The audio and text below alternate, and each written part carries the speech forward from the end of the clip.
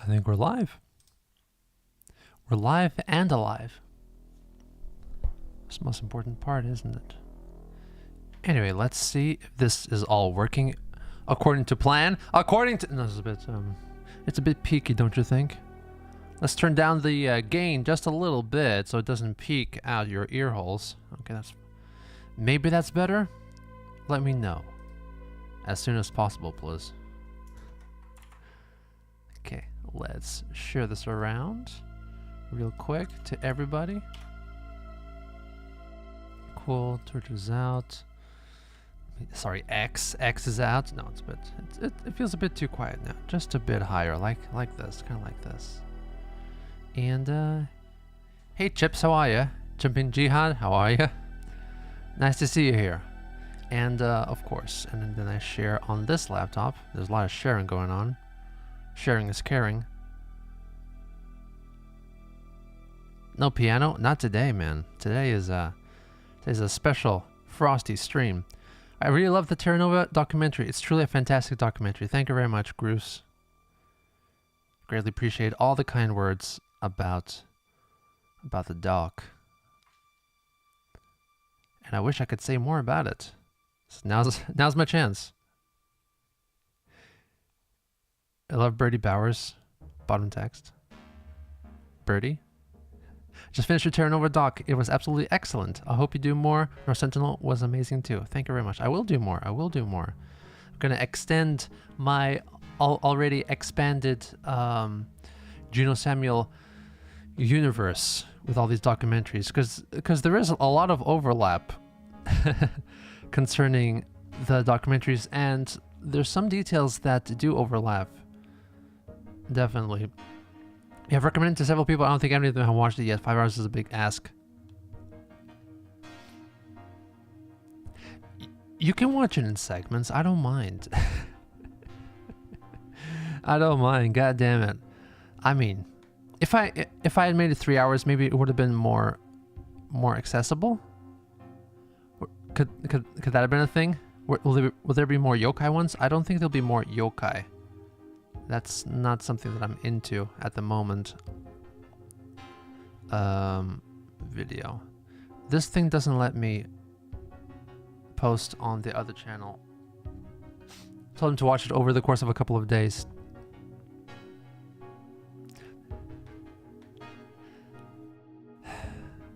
I can't do cookies. I don't understand what the hell's wrong with this. Music history could be cool. I got a couple of ideas for music documentaries in the future. I might even just rejigger the what's it called? The PMRC documentary and re-upload it again. I mean, just upload it a second time. I'm not gonna delete the other one, but because there's not that many people that watched it, and I uploaded it back when I was a bit smaller in my fan base, and I feel like it didn't get that much attention since then. So with this expanded audience that I have now, maybe I can just re-upload it again, just make it a bit better, and do it again. I split up over a week. Great way to do long YouTube vids. Indeed. Well, the PMRC is an 80s music documentary. Definitely. This is not the music channel. No, I will not do a documentary on myself. That's not very interesting. It's depressing right off the bat. Feel bad for the man who accidentally fell. That's not even the main expedition. There was one right after that, you know. I wanted to talk about just the Terra Nova documentary in the documentary. The Terra Nova expedition during the documentary, but I had there's lots of connections to the past that I had to address beforehand, so that's why it takes like 45 minutes to actually get to Terra Nova. You got to build up these stuff, you know?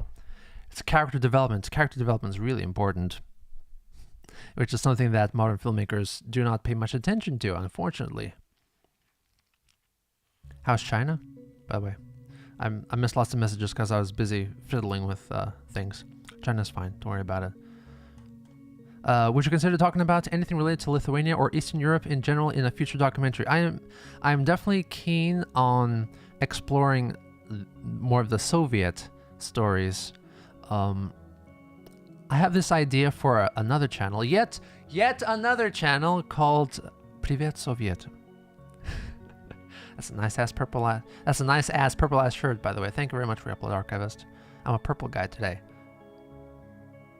I wanted to make a new documentary channel just focusing on Soviet Russian things. Geno Samuel 4. That's my gaming channel, actually. One of these days, when I'm well off enough, I can devote all my time to do all these weird side projects. They're probably not going to get that much attention at first, but yeah, you never know. Or what are some topics that you are interested in making a documentary about? Well, next up, I'm already working on the Laika documentary about the Soviet space dog. Considering the current political climate and big interest in Russia and the ex-USSR, I think you should do docs on it. Well, I'm going to do one very soon. It should be out in less than a month. Hoping for November 3rd release date. Gonna be the one about Laika, the Soviet space dog. The narration track is all complete, all edited. Furthermore, I think the music and editing and all the video aspects of it, I think 7 minutes into around 26-minute video. So I think I should make it in time. Space dog could be a warm-up act. G.G. Allen was one idea I think you mentioned. I mentioned it a lot, a long time ago as well. It's not in the plans in the near future, though. I have other plans first. Will Like a Dog be on this channel or the hypothetical Soviet? No, I'm gonna keep it on this channel. Let's grow Geno Samuel 3 a bit more before I do anything else in the Soviet-only channel. What's that keyboard? Looks nice. It is a nice keyboard. Are you still going to do a doc on the worst poet ever too? Yes, I have the script ready. That's going to be the one after the next 2 documentaries. By the way, this is an iGo A100 keyboard. I guess made in China, sold in China. It's pretty heavy, actually. It's a mechanical keyboard through and through. iGo, A-I-G-O, A100. It's optionally either a wired keyboard or a wireless keyboard.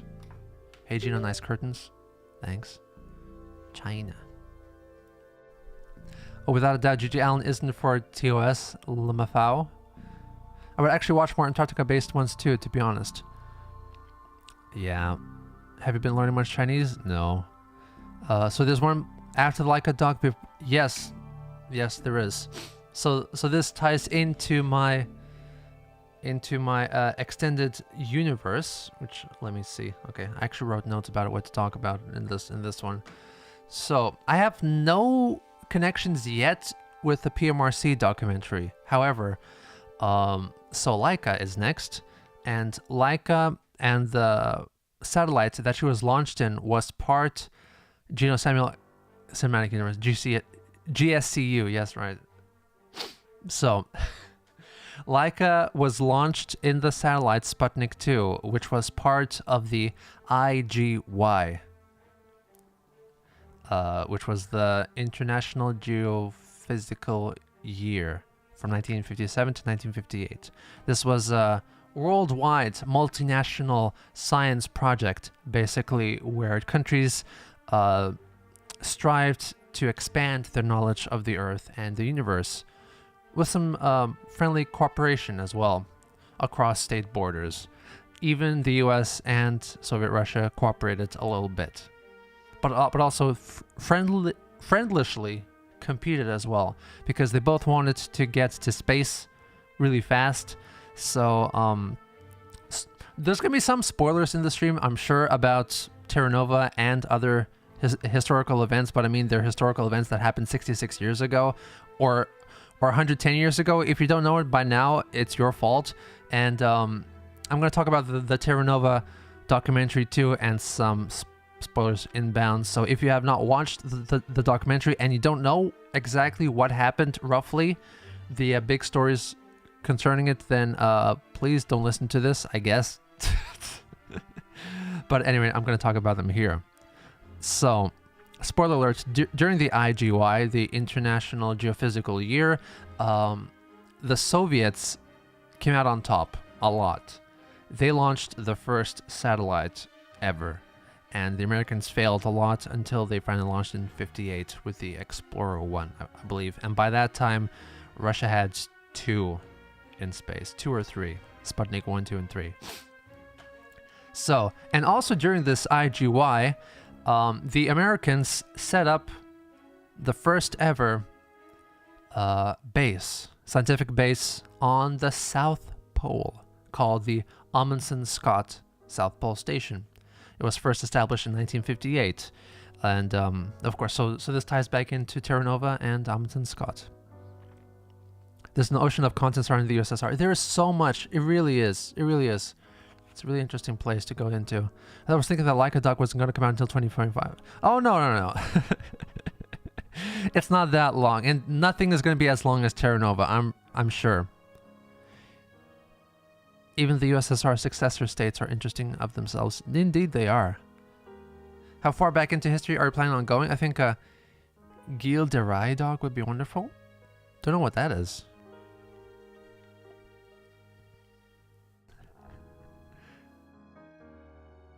So that's the South Pole Station, which was initially just like a wooden shack, basically, and it was absolutely terrible, the initial South Pole Station.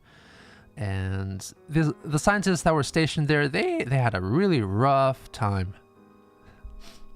They had a really rough time. I mean, I'm not gonna make these long ass documentaries, which are not gonna get enough views. So all the work that I put into it, it's not really worth it. So maybe an hour, 2 hours long, yeah, I can probably do that, but not 5. Probably not even 3. If I plan on doing something that long, I should split up into parts. That's how it just works better for YouTube algorithm's sake, I guess.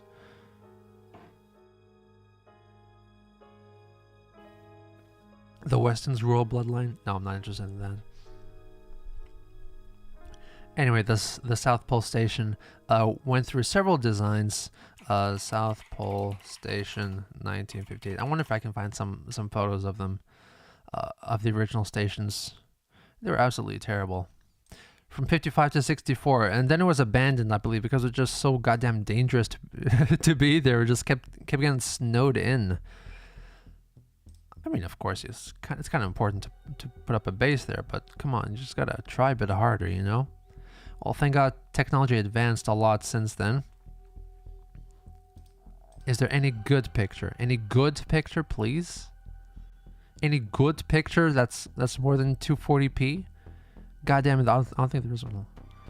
They really did not try at all. Holy shit, okay. Save image as. Let's start replacing these photos. Why don't we? Pick. Let's change it to the South Pole Station one. That's okay.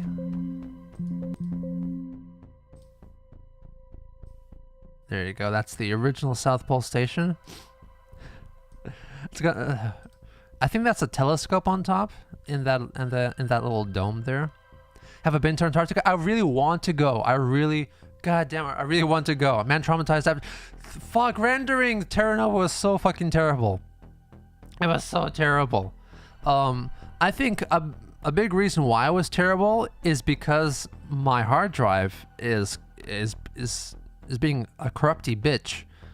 This is the same hard drive that I've had for 2 PCs now. So I just transferred it, like literally just took it out of my previous Japanese PC, and I brought it over to China, and I put it into this Chinese PC.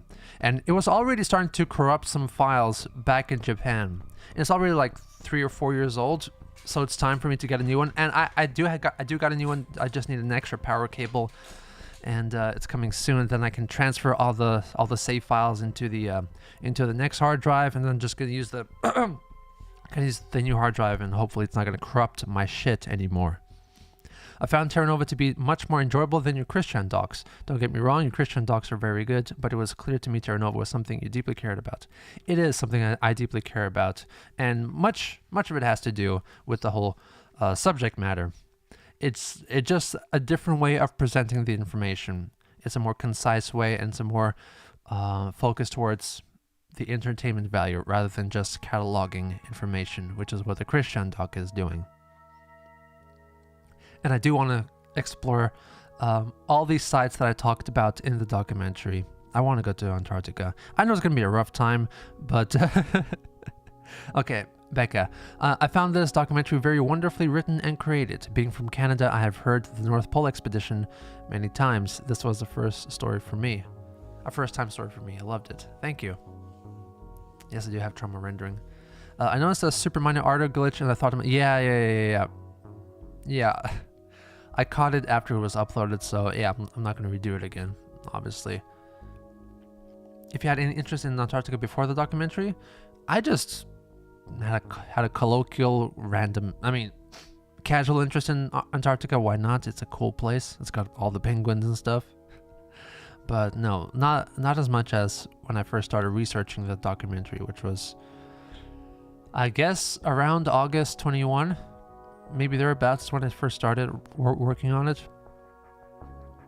I can't sit and watch, that's okay. So let me quickly say the doc was amazing. Really makes me question what it means to be human, learning about the crazy things that we're able to achieve through their pure grit, no tech. That's right. Thank you very much for stopping by a little bit, Veradium. Reggie Stoge, can't wait to see your next project. Thank you so much. Much love and heart. Thank you so much for joining. Just dogs, ponies, sleds, and sleeping bags. Indeed, that is what they had. So, was there any film footage shot during the Terra Nova expedition? Lots! There were lots, and I cannot use any of that. I tried it before. That was my original intention, is to have lots more footage involved with the whole editing process, because then that would make the whole viewing experience a bit more interesting. But it was going to get copyright claimed, and I was going to get blocked, and couldn't get money out of it. So yeah, I couldn't do it, unfortunately. It was a big drawback, so I had to rely more on my animations, all my renders. It was shot by Ponting, the photographer of the expedition, who later said that Antarctica was a terrible place for taking photos. And judging from the photos that he took, you think like, what the hell is he talking about? But the whole point. Terra Nova. I'm gonna address that a bit later. And the whole point of it being a terrible place to take photos is that the weather is incredibly unpredictable in Antarctica. He got all his gear out to take these wonderful scenic photos, and then suddenly there's a blizzard up his ass, and he has to turn back. So that's what he meant by that. But he did take the most amazing photographs, still have not been matched in Antarctica. So Ponting is the man. And the footage was later assembled into a silent movie called The Great White Silence. It was released in 1926. And then in 1933, it was reassembled again as a talkie picture called 90 Degrees South. And that features a new video monologue and introduction by Ponting himself, who then later narrated the footage, and that's why it's a talkie suddenly, because he narrates what's going on. Basically, he just took the interstitials that were in the silent movie, between the shots of footage, the text explaining what's happening, and he just narrates it. And yeah, so I took a little bit of the audio from that movie and I put it into this documentary, and nothing was claimed.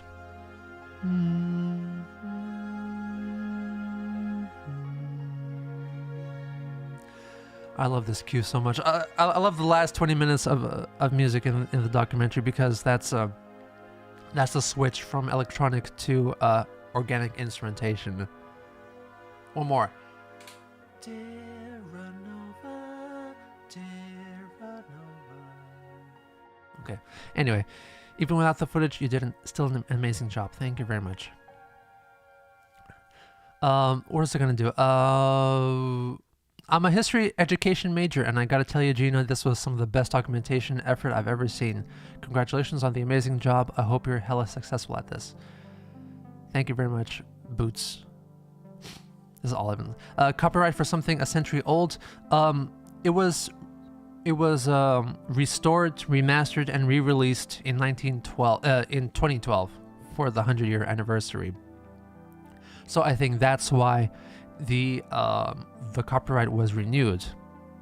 Are you the same guy that covers Career Channel? How do you have less than 60 viewers or less than 1,000? I'll get there eventually. I'll get there eventually, real. Who holds the copyright on the white silence footage? Well, that's whoever released the Great White Silence remaster in when? 2000. When was it re-released? 2012?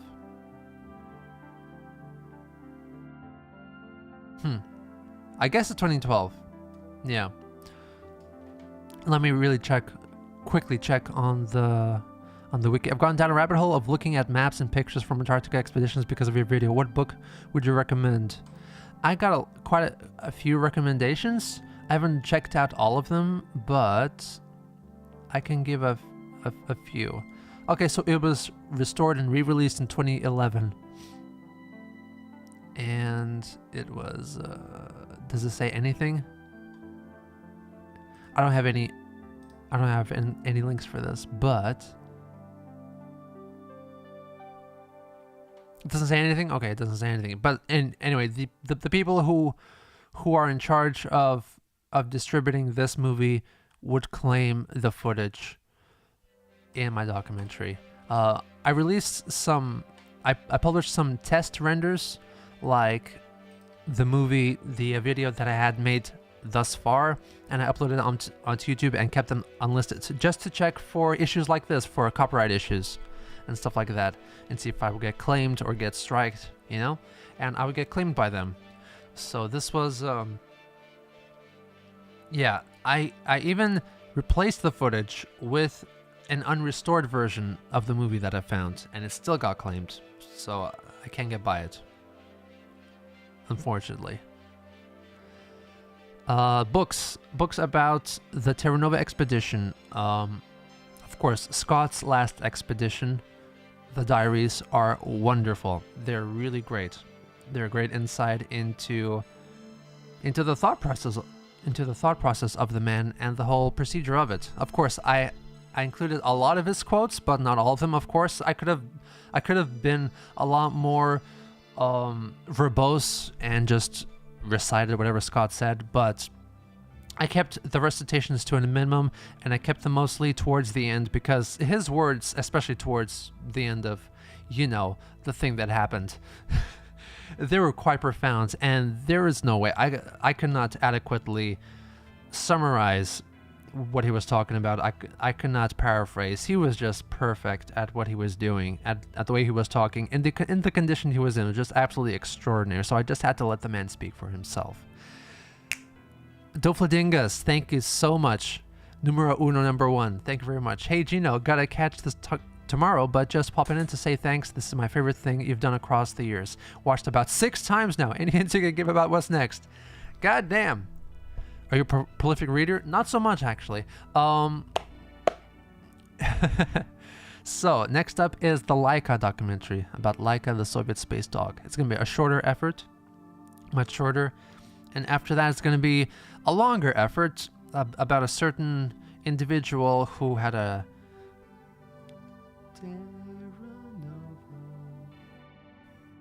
I don't know how to read. Yeah, that's kind of true.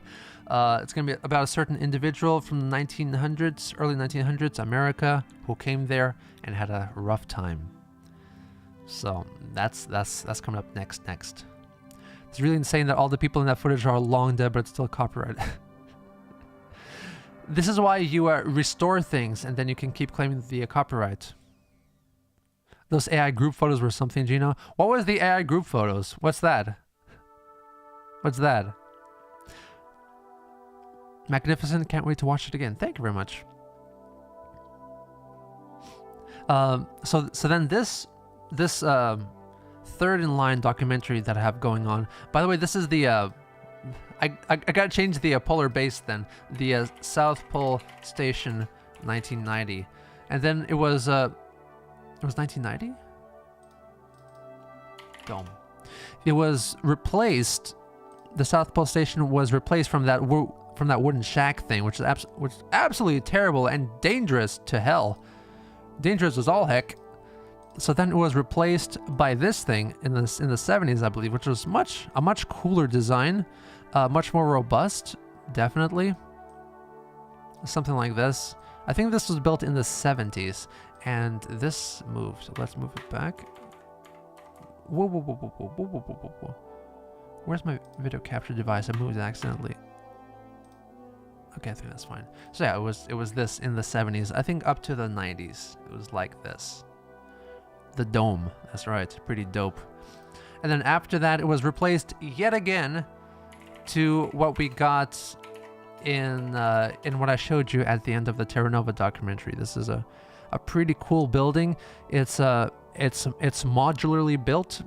So then it's got like these big rectangular buildings that are on stilts. So this would allow for the snowdrift, which is incredibly insane and dangerous and movie. It moves a lot during the storms. So it allows for the snowdrift to go under the buildings. And if the snow piles up too much, you can actually heighten the levels of the buildings. All these stilt things that they're on, they're individually adjustable per each segmented building there. So that's really cool. And this is what they have right now. So if you've seen the Terra Nova documentary, you would know about the Antarctic winters and summers. It's the reverse of what we see here on the northern hemisphere. Just focus on my face a little bit more. Let's not get my face out of focus. So the Antarctic summers are from around November until March, let's say March and early April. Can we move this? Please? There you go now. Now I'm in the right place. And the Antarctic winters are absolutely brutal. Brutal. Dark purple. Maybe that's just an illusion. I don't think they're actually purple, are they? Maybe they're dark blue, but maybe it's just the film stock that they use for this photo makes them look purple. So the Antarctic winters are absolutely brutal, and so that's why, and of course the Antarctic winters are completely pitch black. There's no sunlight, really. So it's a terrible place to be. If you're not very mentally well adjusted, you're gonna get depression. No doubt about that. No sun for about 4 or 5 months. So that's, yeah. Also, it's really bad news if you have a medical emergency and you're stationed at the South Pole Station. There have been some emergency airlifts from the South Pole Station. I think there were 3 in history, which is not bad. Considering where they are, they can manage pretty well by themselves, you know? I think an emergency plane, or helicopter went to pick someone up from a medical emergency at the South Pole Station 3 times in history, which is pretty good. It's pretty good odds. I can handle Arctic winter like it's nothing. Good for you, Danny. Good for you. The last few hours were some of the most captivating content I've seen. I couldn't stop watching. Thank you very much, Willinator.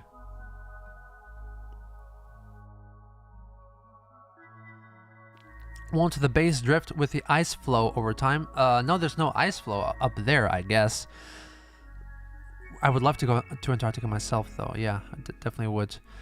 Just the snow drift. No, it's like solid land where they are at the South Pole, I believe. The would it drift over time? I really don't know. I guess they're really deep into the ice. They're wedged into the cold ice.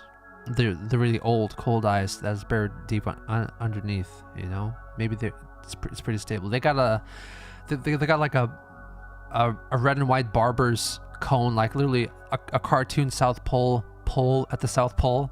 It's pretty cool. And of course, it commemorates both Amundsen and Scott. And spoilers, if in case you don't know what happened with Terra Nova, I'm going to talk about the Terra Nova expedition a bit now. Amundsen, the Norwegian, who tricked the world into thinking that he was going to the North Pole. He went to the South Pole, and he got there first. So poor Scott. Near the end of the journey, I was literally on the edge of my seat. I'm about to give up on my homework. I tell myself, Geno worked harder on Terra Nova. That is true. What would going to Antarctica look like for you? Like, how would you do that? There are cruises to Antarctica. I mean, you don't go that far. You definitely cannot go to the South Pole as a tourist. I think you have to have special invitations and a purpose for being there. But you definitely there's tours around the coastline of Antarctica. The movie 8 Below is based on that. Oh, the about the two dogs that survived. Yeah, I recently visited an Antarctic research ship in Odaiba. It's called the Soya, and there was this awful story about how the Japanese abandoned 16 dogs there, and then they came back a year later, and 2 dogs survived. I just recently heard about that story. Yes, that is quite a story. That's quite a story. Yes, so it was a failed Japanese expedition, research expedition, which might have been during the IGY or not. I'm not quite sure. But anyway. What happened to all the depots placed along the journey? Were they covered in snow and buried? Yeah, definitely. The snow is very rich in that area, and it gets buried a lot. Very, very, very quickly. Even a few months afterwards, people have to dig them out from the snow mounds that piled up, you know? It's, yeah, things get buried deep if you don't manage them there. Antarctica is a fascinating place because it is probably the windiest continent in the world. It's also the highest elevation continent in the world. On average, it's like 10,000 feet. Like the whole thing is 10,000 feet. Most, like 90% of it is. And it's also the driest continent on Earth. It really might be the best time for polar history now that Huntford's influence appears to be gone and all explorers are judged more objectively and fairly. No need to diminish one or praise another. That is true. However, let me diminish Lieutenant Evans just a bit more. Yeah. In case you don't know, Roland Huntford was a writer, a historian, if you will, who wrote the book Amundsen and Scott. This kind of a double biography back in 1978 or so, 79.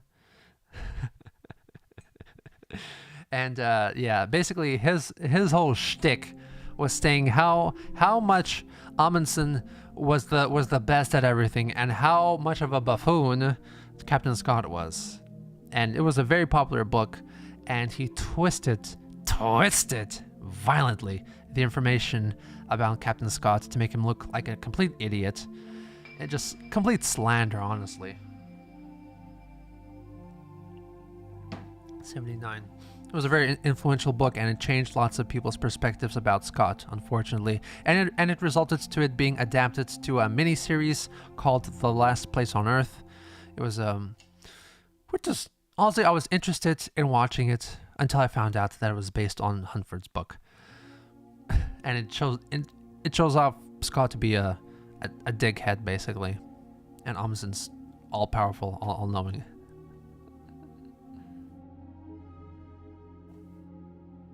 There was some personal issue he had with what he thought Scott represented. Establishment or something. Made a real man into a dehumanized symbol. Huntford also lived in Norway, so maybe he was a bit biased already. Maybe he was taken in by the Amundsen propaganda. Just wanted to let you know that my dad was already fairly knowledgeable and passionate about Terra Nova, so your video was a nice surprise for him. Oh, that's nice. That's nice. Yeah, so Huntford's book was absolutely terrible. I didn't read it, by the way, so just going off some of the things that were talked about, but I can't talk about in detail. Like for example, he took some letters that Scott's wife, Kathleen, exchanged with the North Polar explorer Fridtjof Nansen when they were staying at the same hotel together in France, I believe, Cannes, somewhere thereabout, while Scott was away on the expedition, and he basically interpreted it as them having an affair, which was it's just so disgusting. It just fuck. It really villainizes Kathleen Scott as well. In addition to making Captain Scott feel so absolutely miserable, he's fucking dying in the going to the South Pole while his wife leaves her little less than 1 year old boy to himself while she's fucking someone else. It's just so fucking. It's absolutely terrible, and it was depicted, by the way, in the miniseries, them fucking having sex together, and just In your opinion, were the wives of the captains as horrible as they were described in the video? That is horrible. Ranulph Fiennes, in his book Captain Scott, covers this a bit more in detail than I did, but I do basically touch on what I said. Basically, it touches on what I said. It's basically they were I guess they were jealous of each other's husbands, and they wanted all the husbands to be stronger than the other husbands, more like more manly, I'd say. Best books about cultural impact and changing interpretations of Scott as a man and symbol: Max Jones's The Last Great Quest and Stephanie Reshevsky's Antarctic Destinies. I also recommend, I think, The Last March by Susan Solomon, who was a meteorologist, I believe, who wrote a book in early 2000s as well, the same as Captain Scott by Raina Fiennes, who examines the polar records and the weather data and determines that it was not Scott's fault that he and his men died, and it was unquestionably the weather situation that they were in. There's no doubt about that. Even if lots of people want to examine the records and the diaries about the expedition and just determine who killed Captain Scott. They kind of want to do this investigation about that. Is quite controversial in the Scott community, in the polar community. Will it be released on Spotify? I'm not sure if I'm going to release the music on Spotify though. Pay heed not to harlots, acquire funds for expeditions. That's what you do. Yeah, that section when you talked about how I believe Cherry looked up at the sky when he exited the tent and he got stuck, it was so vivid, and the humidity of the sleeping bag was freezing insane. Yeah, it was a terrible place to be. The worst camping trip ever, and I can't believe that they all pulled through at the end. Minus 70 degrees. God damn it. How can you do that? For about 5 weeks. Hovering between 40 and 70 degrees in the negatives. By the way, I need to address so many things, and I need to address them methodologically, categorically, and succinctly.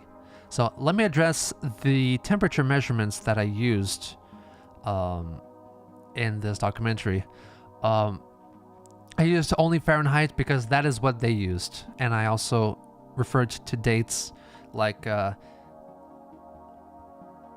day, month, year, which is what they used. So I want to put you in the space of the moment, and I said 1912, 1909, because that is what they said back in those days. So I want to really get you into the vibe of the world that you were experiencing in,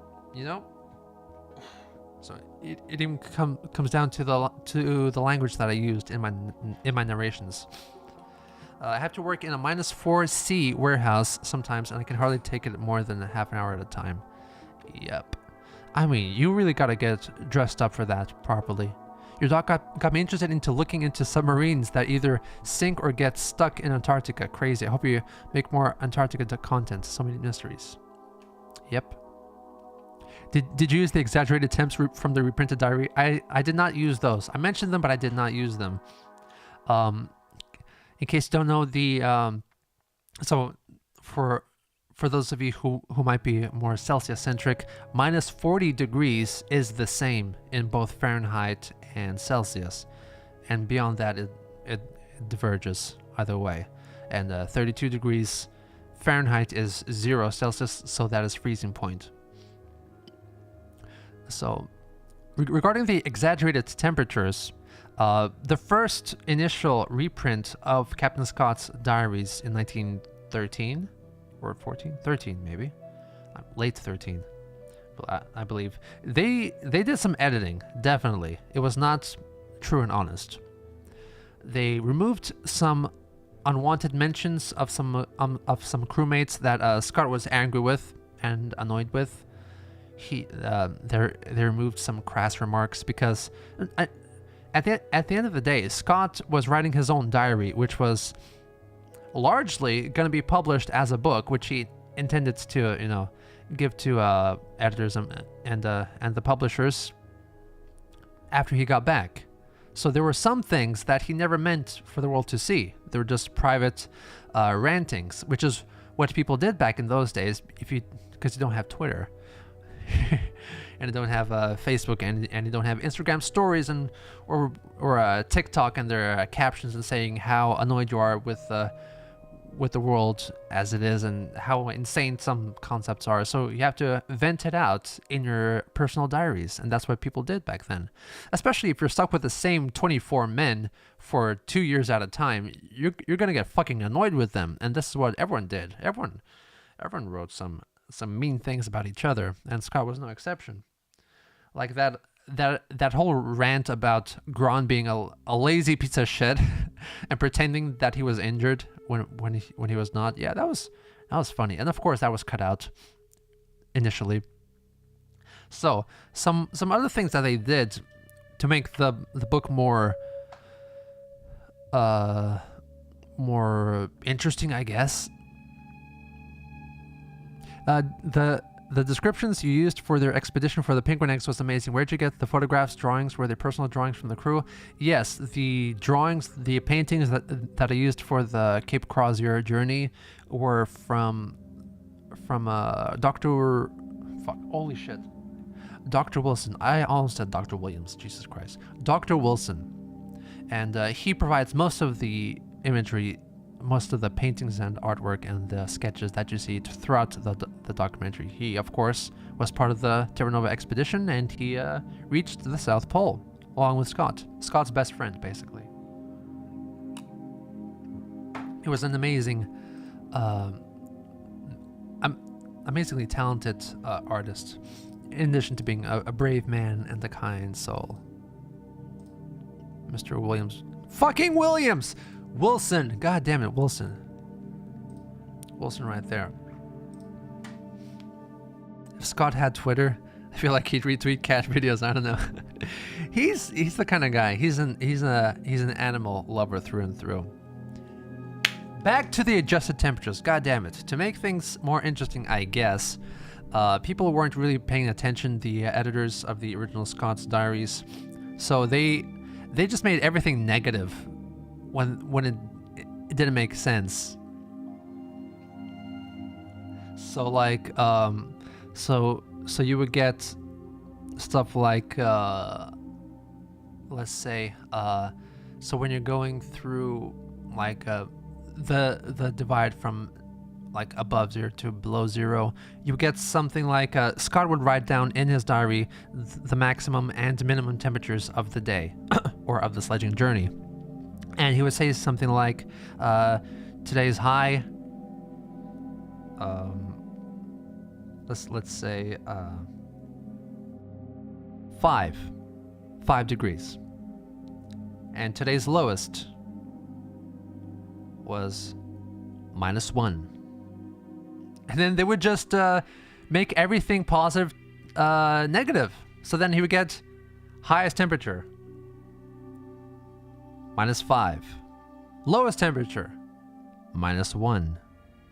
That's just, it's not, and after you get past 0, it doesn't quite work the same way, you know? It was dumb shit like that. I don't know why they did it, but it was restored eventually. I've got a question though. Terra Nova is my favorite, but knowing who gets more attention these days, I have to ask, why Terra Nova? Why not Shackleton's Endurance for the nth time?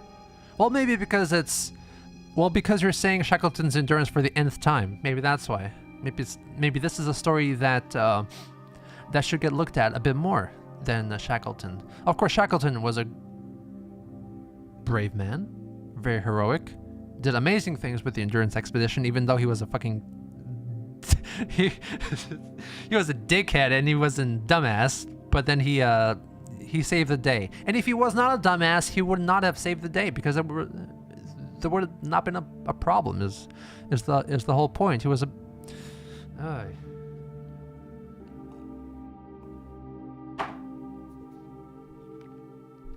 It's crazy how arrogance can sometimes make or break a man. Hordes of CIA Frankenstein radio-controlled worldwide deathly communist computer god penguins attacked me with poison nerve gas and lion parroting puppet doctors. God beat me bloody in this low-down rotten. Are you okay, Zulius? Shackleton's Ross Sea party deserves more attention. That is true. Most people may not know that Endurance was only half the expedition and the other half was had less luck, partially due to Shackleton's errors.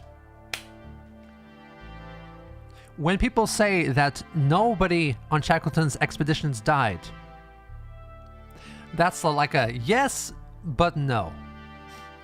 Technically, the Endurance or the Trans-Antarctic expedition of 1914, so Shackleton's plan was to walk across Antarctica from one side to the other side, with the South Pole in the middle. That was a humongous trek. It would have taken probably like a year or something, no? Or like maybe 9 months? Because it took Scott 3 months to get to the South Pole, just to the South Pole, and then another half a year. No one died in Shackleton's party. That is correct. Yes. So Shackleton's expedition of that time, there were 2 ships and 2 parties involved. It was his commanded Endurance ship, and which was coming from Argentina, I believe. So when you're coming to Antarctica, there's basically 2 places mainly that you can go to. The 2 closest places to Antarctica, to the civilized world. One is South America and Argentina,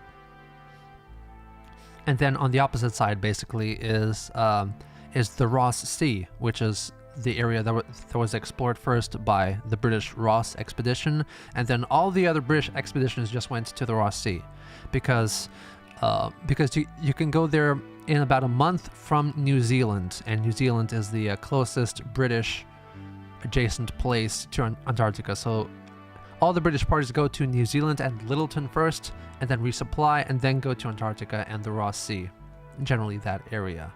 So one party went to the Ross Sea. That was on the Aurora ship, the Aurora party.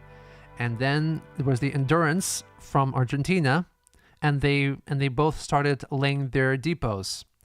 And like in the Terra Nova expedition, they used these couple of months before the Antarctic winter to lay depots for the journey ahead. New Zealand also has a statue of Scott, if I remember correctly. I mean, yeah. The Endurance is insanely well preserved. I saw it was discovered like last year, I think. Crazy. There it is again.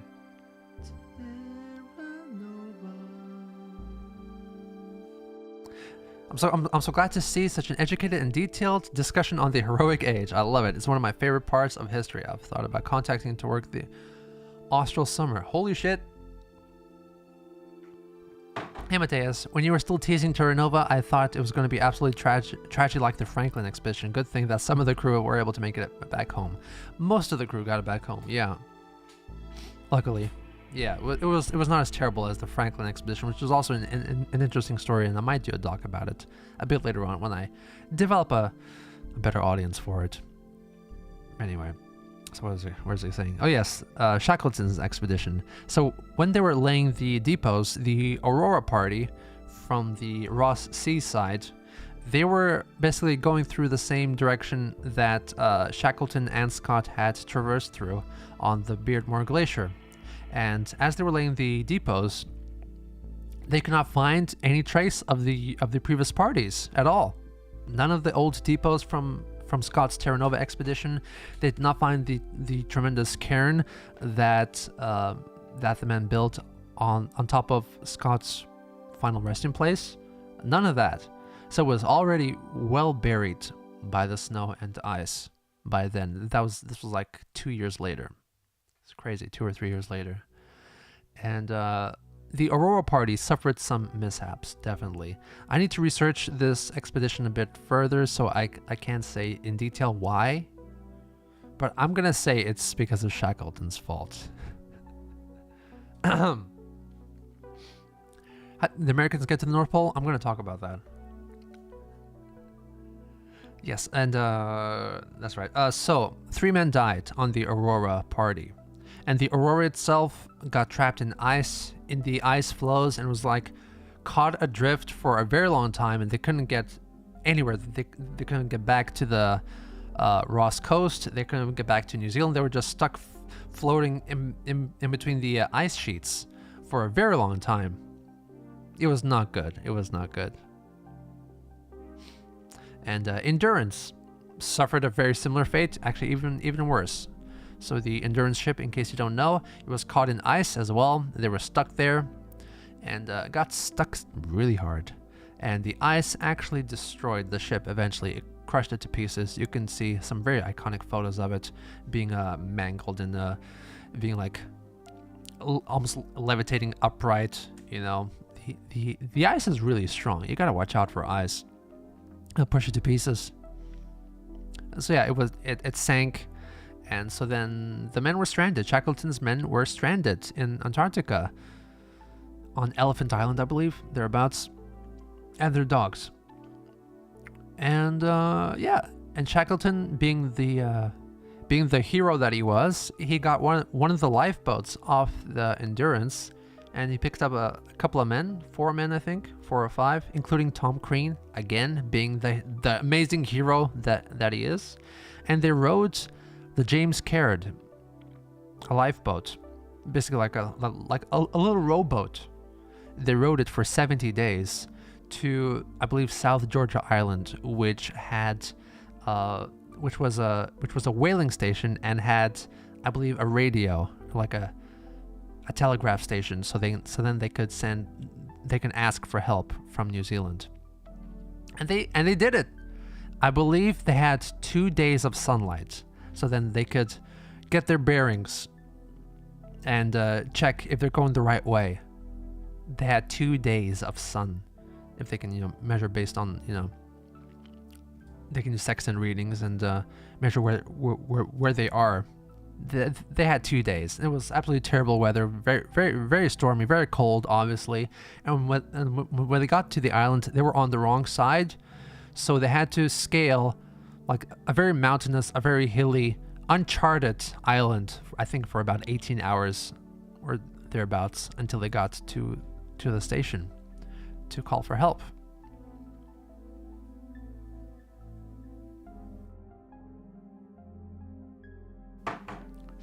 I was gonna watch the doc, and then I was like, wait, is this about the dude who got his ass whooped by the Nords? And then I didn't watch it because I had already seen a doc about him. You've never seen a doc like this. Trust me, this is quite different. This is quite different, and you're gonna have a different perspective on the whooped ass that you're talking about. Trust me. And yes, the Franklin expedition ships were also found not that long ago, also preserved fairly well.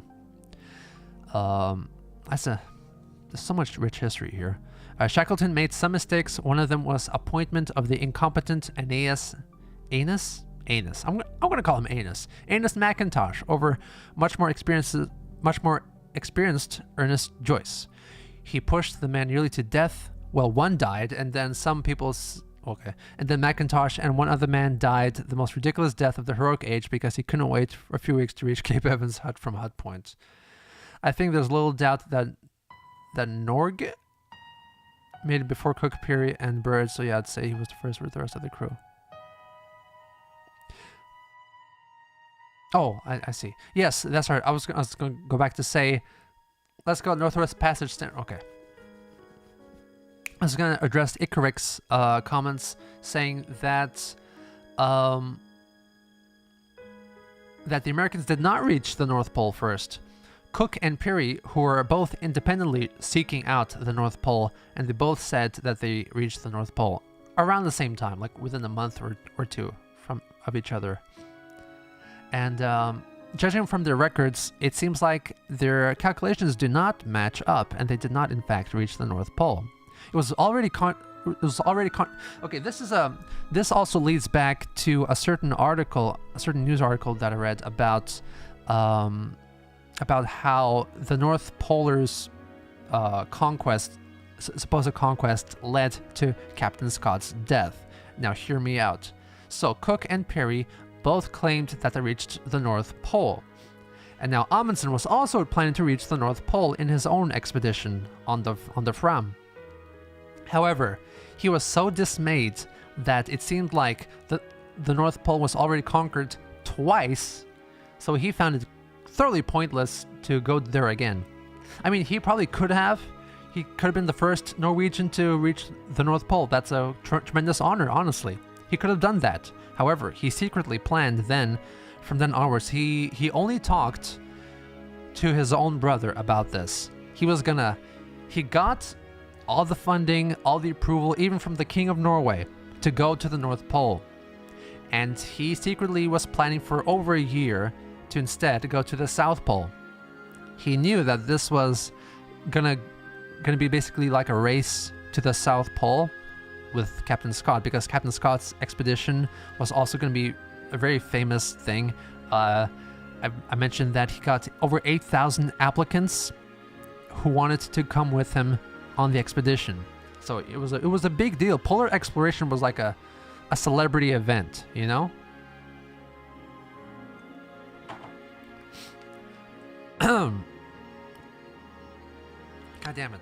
There's too many well-informed people here. It's very distracting. I love this cue. Just jamming to the Terra Nova soundtrack. So then he was planning to go to the South Pole, and he told nobody until he reached Spain. He left Norway, and then there was a port of call that he had to do in Spain, I believe. I don't know why I have to go down to then go back up. I really don't get it. But anyway, he sent a telegram to Australia to reach Captain Scott's team saying, "I'm going south. Catch me, fucker." And that was, of course, Scott did not want this to happen. Of course, that's really not nice. It's really not nice to talk about that kind of stuff. So then, basically, Amundsen was in a race of his own design. Scott did not mean for this to happen, obviously. He had no idea until he reached Australia, which was almost in New Zealand, so it's well on his way to Antarctica, so he could do nothing about it, and he was very persistent at not letting Amundsen get to him. He wanted to achieve all the scientific objectives that he had. He was not gonna allow this idea of a race. So yeah, but Amundsen wanted to be a race. Amundsen wanted to be first. He wanted to be first, and he did not care about the scientific goals of the expedition. He just got a whole bunch of dogs, the best dogs ever, and he just rode them to the South Pole. There's some talk that when Captain Scott and his team what was the incline like on the journey to the South Pole? I know it was conditions very greatly, but it was mostly level.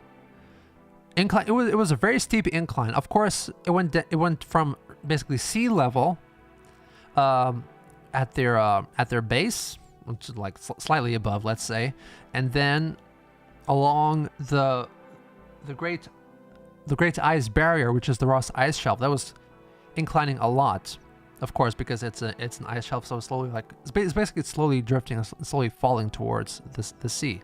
That's what's happening. But then once you get to the Beardmore Glacier, that's a much steeper incline. Eventually, you get to around 10,000 feet. So from 0 to 10,000 feet, it's a pretty steep incline, I'd say. So what was I gonna say? Where am I?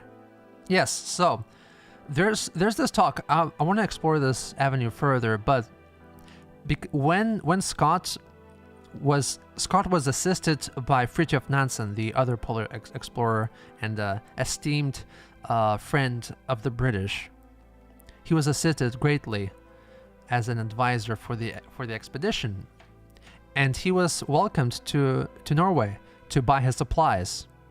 The thing is, I believe, of course, Amundsen was from Norway. He was an expert skier. He was a dog driver. He could basically conquer Antarctica if he wanted to, which Scott couldn't because he comes from Britain, which has no snow. And it really doesn't help matters, you know? So, Amundsen also, I believe, bought the best polar equipment from the best suppliers in Norway. He bought the best suits, he bought the best clothes and the best shoes, the best boots. When Scott got there later, he could not get the best stuff, is the issue. I believe that's what that is because Amundsen took the best stuff for himself, leaving Scott with the second best. So, yeah.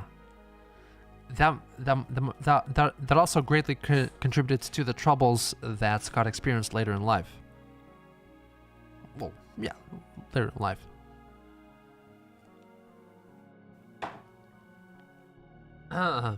Excuse me. And, yeah, so let me get back to Antarctica. Yes, Antarctica. Amundsen just drove his dogs as fast as possible, and he got to the South Pole first. He took measurements for 3 days to make sure he was absolutely in the right place, and he wrote a letter addressed to the King of Norway and left it in a tent nearby. And he fucking addressed it to Captain Scott because he knew that Captain Scott would be following in his footsteps and say, "Captain Scott, please deliver this letter to the King of Norway." You fucking asshole. The fucking gall of this man. Also, by the way, Amundsen was so keen on getting to the South Pole first, he left initially about a month earlier than what was originally planned because he really wanted to get there first and beat Scott. It was way too cold when he first left. I don't know how far he got, but it wasn't that far. But like, the dogs were freezing to death when he left originally his camp, and then he was forced to turn back and wait a bit longer. He was chastised and criticized heavily by one of the men that came with him. And Amundsen did not like this guy because he was being pointed out as being like a bad guy and a dumbass. Why did it end here? Don't end here. There you go. So I wish Amundsen. Okay, sure. So Amundsen criticized his critics so much that he did not let the guy go on his expedition later on. He had to stay back at the base. When Amundsen and his team got back to Norway and the civilized world, Amundsen kept ridiculing Johansen. Yes. Sorry, Johansen is the correct pronunciation. Johansen was a living legend, by the way, Nansen's sidekick. And Amundsen humiliated him so much after they got back that he committed suicide. That is true. No, it's great. Thank you for elaborating on my thoughts, TLM. That's very good. Thanks. That was basically my next sentence, so it's fine. Yes. So Amundsen basically made a justful critic kill himself. Yes, that is true. Amundsen seems like he was the first guy to reach the North Pole as well. Eventually, concretely on his airship, he became a pilot. Not long after he got back from the polar expedition there, he flew planes and he flew airships, and I believe he reached the North Pole via airship first. Amundsen was a very complex person. He probably had a lot of undiagnosed issues socially, which is probably why he was so obsessed with legacy and going to places like middle of nowhere snowland. He just wants to be the best, that's why. Did you read about what Amundsen did to his pet paley? I imagine he did some unkind things to his pet baby polar bear. The airship Norge? I'm not quite sure how to read Norwegian. Norge? It seems like it's Norwegian for the Norwegian. The Norge, you know? Like the American. That's what that is. Anyway, so Amundsen mysteriously died later on. I think 1920. Norge. I remember seeing Scott was nicer to his animals than Amundsen. Of course. Scott, both on the Discovery expedition and the Terra Nova expedition, did not allow for the animals to be killed for food, even though that would have saved their lives, that would have helped them greatly. He did not want to kill them when it was not their time, you know? He just didn't feel like it, you know? So, yeah, and Amundsen, upon reaching the polar plateau and scaling the Axel Heilberg Glacier, he shot half of the dogs that they had, and they fed them to the dogs and to themselves as well. That's right. My friend looks one-to-one like Birdie. I'm actually looking at the guy's pictures of the dog. Your friend Luke looks like Birdie. I'm so sorry for him, honestly.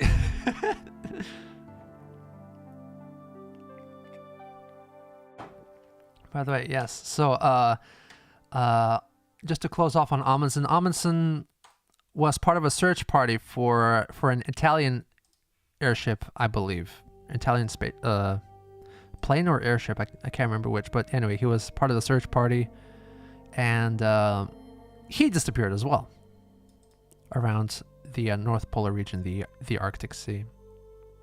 So this is Birdie Bowers right here. Handsome fella. According to Scott was nicer to his animals than most people of the time on this sorts of expeditions, mostly pussers who kept pussers who kept animals on Navy ships for food. Much nicer to his animals than Amundsen. Yeah. So anyway, Birdie, yeah. Well, lots of Birdie lovers, by the way. Guess how old Birdie is in this picture, by the way. Amundsen's death was nuts, almost a suicide. His former shipmate from the Norge, Umberto Nobile, whom Amundsen hated, was lost during his own North Pole expedition in 1928. Amundsen was asked to help him. I mean, come on. Come on. There's lots of nicknames used throughout the expedition in their personal diaries that they all